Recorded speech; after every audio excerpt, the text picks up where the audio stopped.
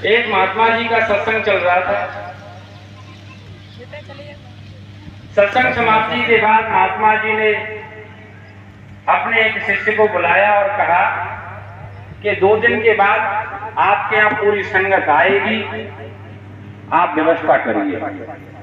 जैसे ही गुरु का आदेश हुआ, शिष्य प्रसन्न हो गया, अपने पुत्र को साथ लेकर घर की तरफ चल पड़ा और रास्ते में सोचते हुए जा रहे हैं कि स्वामी जी महाराज का आदेश हो गया है, संगत आएगी, उसके लिए व्यवस्था करनी है। संगत के जिम्मेदार लोगों से सामग्री की सूची लेकर के दोनों घर पहुंच गए। समय कम है, दोनों ने घर जाकर के विचार किया कि पैसे तो है ही नहीं, इतनी बड़ी संगत की व्यवस्था करने के लिए पैसों की आवश्यकता है, सामग्री कहां से आए, पैसे की व्यवस्था कैसे हो। दोनों विचार कर रहे हैं और वक्त भी नहीं है। पड़ोस में उन्होंने पूछा प्रेमियों से, अपने जिम्मेदार से, जानकार से, उनसे बात की, लेकिन कहीं से व्यवस्था नहीं हुई। तो पुत्र ने पिता से कहा कि पिताजी, सामग्री की सूची हमारे हाथ में है और मैं सेठ जी के यहाँ नौकरी करता हूँ, मुझे पता है कौन सा सामान कहाँ रखा है। ऐसा करते हैं, रात्रि में चलते हैं, दीवार तोड़ करके जितनी आवश्यकता उतनी सामग्री ले आते हैं, क्योंकि सेठ जी ने मुझे मना कर रखा है कि तुझको अब उधार नहीं मिलेगा, पहले का बहुत कर्जा है, वो वापस चुकता हो जाएगा, उसके बाद मिलेगा।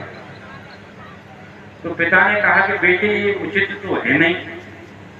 तो पुत्र ने कहा कि हम जितनी सामग्री लेंगे तौल कर लेंगे और सुबह सेठ जी को बता देंगे कितनी सामग्री ली है, खाते में लिखवा लेंगे, धीरे धीरे कमाते रहेंगे, चुकाते रहेंगे। पिता पुत्र ने विचार किया और आपस में मंत्रणा करके निर्णय लिया कि चलो ऐसा ही करते हैं, और सेठ जी के घर में पिछवाड़े से दीवार तोड़ दी। पुत्र अंदर चला गया, पिता बाहर है, सामग्री की सूची पुत्र के हाथ में है, देखता जाता है, सामग्री उतनी ही ले रहा है और पिता को उस टूटी हुई दीवार में से बाहर दे रहा है। सारी सामग्री बाहर आ गई, लेकिन खटपट तो हो रही थी, इतने में सेठ जी जाग गए। सेठ जी ने देखा कि घर में आवाज हो रही है, कोई चोर तो नहीं आ गए। जैसे ही सेठ जी नीचे आए, कमरे में घुसे, और मैं तो चोर आ गए। उस लड़के को पता लग गया कि सेठ जी जाग गए हैं। वो जल्दी से टूटी दीवार से बाहर निकलने का प्रयास किया, लेकिन इतने में सेठ जी ने उसके पैर पकड़ लिए, आधा बाहर निकल गया, आधा अंदर था। सेठ जी ने अंदर के लिए जोर लगाया खींचने के लिए, पुत्र ने बाहर के लिए जोर लगाया। तो पुत्र ने पिता से कहा कि पिताजी, सेठ जी मुझसे तगड़े हैं, मुझे अंदर खींच लेंगे, और अगर उन्होंने अंदर मुझे खींच लिया तो पहचान लेंगे मुझे और मेरे गुरु की बदनामी हो जाएगी कि ये चोर, इनके गुरु ऐसे और उनके शिष्य ऐसे। तो ऐसा करो, तुम मेरे हाथ पकड़ करके मुझे बाहर निकालने का प्रयास करो। पिता हाथ पकड़ करके खींचता है, पुत्र भी ताक लगाता है, लेकिन सेठ जी से पुत्र नहीं छूटा, नहीं खींच पाया वो वृद्ध पिता पुत्र को अपने को। जब पिता को लगा कि ये सेठ खींच लेगा, तो उसने पुत्र से आगे, अब मेरे बस का हो गया, क्या बुढ़ा आदमी और सेठ के अंदर खींच लेगा। तो पुत्र ने कहा कि पिताजी ऐसा गजब मत होने देना, अगर सेठ जी ने मुझे अंदर खींच लिया और पहचान लिया तो मेरे गुरु महाराज बदनाम हो जाएंगे। तुम ऐसा करो, तलवार तुम्हारे पास है, मेरा सर काट दो, लेकिन मेरा चेहरा सेठ जी को नहीं देखना चाहिए।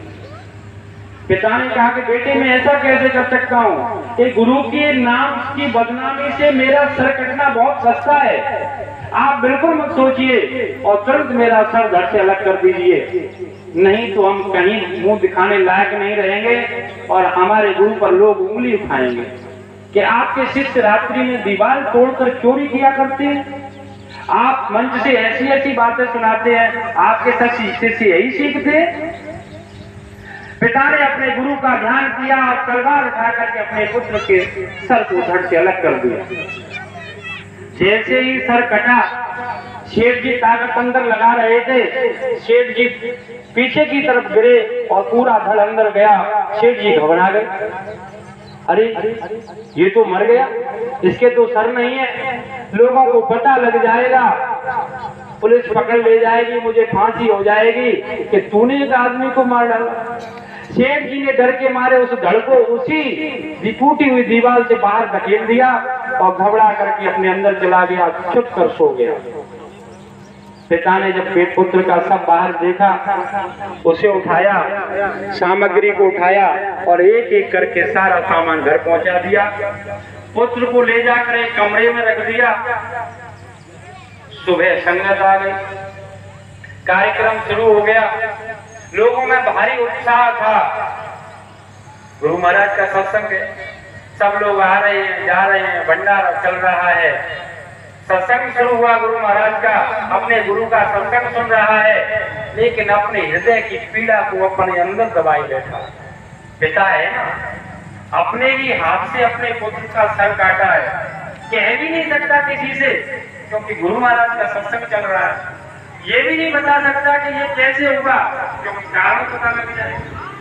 इसीलिए अपनी पीड़ा को हृदय में छुपाए सारे कार्य कर रहा है। लोग पूछते हैं तुम्हारा पुत्र कहाँ है, तो बात को टाल देता है, कहता है यही सेवा में कहीं हो। शाम का वक्त हुआ, सारे लोग खाना खा करके चले गए। महापुरुष तो अंतर्यामी होते हैं, उनको तो सब पता। उनके लिए भोजन परोसा गया तो उन्होंने कहा कि नहीं, भोजन तो हम कौन के साथ करेंगे, अपने पुत्र को भी बुला लीजिए, हम तीनों साथ बैठ करके भोजन करेंगे। हाथ जोड़ करके वो पिता कहने लगा, गुरुदेव आप भोजन कीजिए, वो कहीं यहीं गड़बड़ व्यस्त होगा काम में, वो बाद में कर लेगा, मैं भी बाद में कर लूंगा। लेकिन गुरु महाराज का आदेश कि नहीं, हम सब बैठ करके साथ भोजन करेंगे, बुला उसको। जब बार बार कहा तो पिता का हृदय फूट पड़ा, अंदर से वो रो पड़ा और अपने गुरु के चरणों में गिर गया कि गुरुदेव वो अब मेरे बुलाने से नहीं आएगा, मैं कितना भी पुकारूं, लेकिन अब मेरे बुलाने से वो यहाँ नहीं आ सकता। अगर आप कृपा कर दें, अगर आप पुकारें तो वो आ सकता है। महात्मा का हृदय नवनीत के समान होता है, कहा भी है कि जैसे मक्खन मुलायम होता है, लेकिन उसको पिघलाने के लिए, उसमें तरंग पैदा करने के लिए हृदय का भाव भी तो चाहिए। उस पिता के भाव को देख करके देखो, इसने कार्यक्रम के लिए, मेरे आदेश के पालन के लिए अपने पुत्र का सर अपने हाथ से काट दिया। वो दलित हो गए, दया उमड़ पड़ी और आवाज लगा दी पुत्र को, और पुत्र कमरे में से खड़ा होकर के चला गया। क्या क्या नहीं किया अपने गुरु को प्रसन्न करने के लिए। और हम लोगों, हम सब जानते हैं, हम सबको पता है, इसीलिए पीड़ा होती है कि सबने अपना अपना आसरा खोज लिया। किसी ने किसी को मान लिया कि आगे का काम अब ये करेंगे, किसी ने किसी को मान लिया कि आगे का काम ये करेंगे। लेकिन कुछ भाई ऐसे हैं, उनमें से सबसे छोटा मैं भी हूं, कि मेरा काम इनके अलावा कोई नहीं कर पाएगा। इसी आशा के साथ, इसी उम्मीद के साथ आपको यहाँ बुलाया है कि हम सब मिलकर, हम सबका भाव एक ही है, विचार एक ही है, मालिक एक ही है। हमारे मन में भेद नहीं है। मन में भेद होता तो इतनी दूर से चल चल करके हम यहाँ इकट्ठे नहीं होते। मत भेद है, थोड़ी विचारों में भिन्नता है। हाथ जोड़ करके विनती है कि उस विचार की भिन्नता को दूर करने के लिए हम लोग यहाँ बैठेंगे। शाम की गोष्ठी में हम सब एक साथ बैठ करके, जो जहाँ आसरा बना चुके वो तो बना चुके,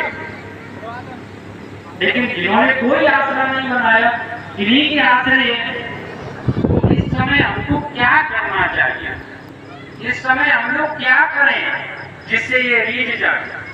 पुकारे तो कैसे पुकारे कि ये आ जाए, अपने हृदय की बात को इनके लिए कैसे प्रस्तुत करें, क्योंकि कुछ आता ही नहीं, कहना आता नहीं, सुनाना आता नहीं, कभी कभी तो ऐसा होता है कि जबान पर कुछ होता है लेकिन हृदय में कुछ और होता है, ये सब जानते हैं।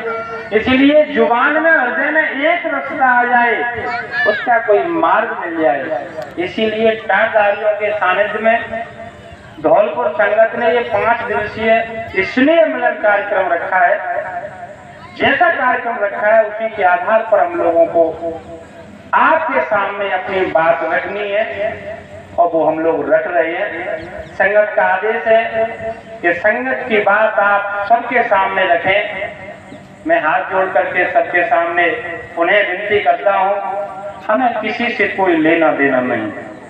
कौन कहाँ गया, कौन कहाँ आया, हम जहाँ हैं, जो इनके आश्रय हैं, हम वो इनकी बात करें, अपनी बात करें, किसी की बात नहीं करें। यहाँ कार्यक्रम में वो प्रेमी भी आते हैं जो गुरु महाराज के नामदानी नहीं है, लेकिन उन्होंने कोई ना कोई गुरु बनाया होगा। इस समय 2 घंटे के लिए 10-20 मिनट ज्यादा हो जाए क्योंकि उसके बाद भोजन का समय है, तब भी कोई बात नहीं है। आज हम 2 प्रेमियों को यहाँ आमंत्रित करेंगे, टाटधारियों को,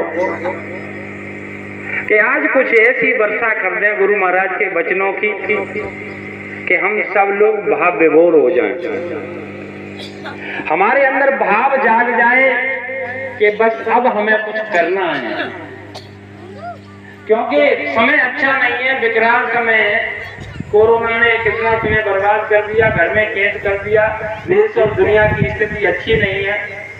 जब चारों तरफ कोहराम मचेगा तो भोजन तो दूर की बात है, भजन तो दूर की बात है, आदमी भोजन नहीं कर पाएगा। तो उस समय हम लोग भजन कैसे कर पाएंगे? गुरु महाराज ने कहा भजन करोगे तो रक्षा होगी। तो आपसे ऐसी विनती है,